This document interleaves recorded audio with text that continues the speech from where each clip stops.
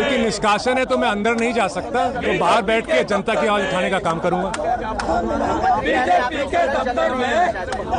हम लोगों ने हर नियम पर हम लोग नोटिस दे रहे हैं। हम चाहते हैं सरकार उन नोटिस को एक्सेप्ट करे, जिससे जो जनता के मुद्दे हैं वो सदन के पटल पे आ सके। क्योंकि विपक्ष का काम है कि जहां सरकार फेल होती है, जहां सरकार असफल होती है, जहां सरकार जनता का उत्पीड़न करती है, उन मुद्दों को डेमोक्रेटिक सिस्टम में सदन के पटल पे लेके आए। सरकार को हमें अलाउ करना चाहिए, जिससे सदन के पटल पे उन सभी मुद्दों पे चर्चा हो सके।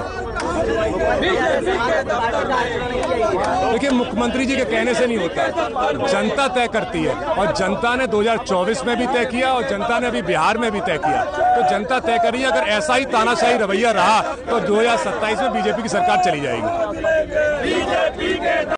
बीजेपी के दफ्तर में भ्रष्टाचारी कहाँ मिलेंगे? बीजेपी के दफ्तर में बलात्कारी कहाँ मिलेंगे? बीजेपी के दफ्तर में आरक्षण के सर भगवान राम के पैसे की चोरी की, भगवान राम के पैसे की चोरी की। भगवान राम ने सपने में कहा कि आप मेरे मानने वाले लोग हो, आप मेरी पूजा करने वाले लोग हो, आप भाजपा को हटा सकते हैं।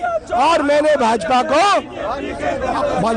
को मैंने वो कर दिया है, भाजपा को नस्त नाबूद कर दूंगा।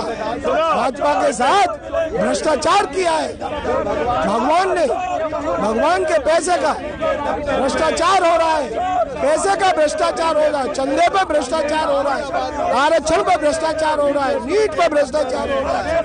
और भगवान राम ने शराब दे दिया है, भगवान राम ने शराब दे दिया है कि भाजपा के लोगों को और भाजपा को 2027 में मिट्टी में मिला देंगे। भगवान राम भाजपा को मिट्टी में मिलाने का काम करेंगे, क्योंकि उनके पैसे की चोरी की।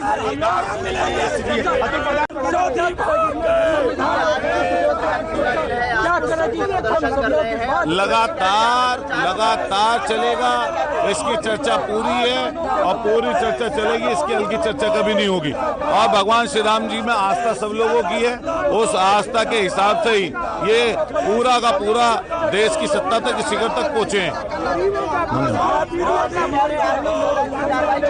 हम कौन मना कर रहे हैं? सदन की चलाने की जिम्मेदारी बात करें विपक्ष से, जो जनता के विषय है उनको बात करें। 3 घंटे का वही भाषण। देखिए कल समाजवादी पार्टी की तरफ से नोटिस दी गई नियम 311 की कि चढ़ावा चोर पर चर्चा कराइए, चढ़ावा चोरी पर चर्चा कराइए, किसानों के खाद के मुद्दे पर चर्चा कराइए, जर्जर विद्युत व्यवस्था पर चर्चा कराइए। सरकार ने चर्चा नहीं कराई, मना कर दिया, तो हम लोग बेल में गए। ये वही भारतीय जनता पार्टी है जो राम के नाम पर सत्ता में आई, सत्ता में आने के बाद रामधन को चोरी कराने का काम किया। जो सरकार रामधन की सुरक्षा नहीं कर सकती, वो देश की सरहद की सुरक्षा क्या करेगी? देश की बहन बेटियों की इज्जत आबरू की सुरक्षा क्या करेगी?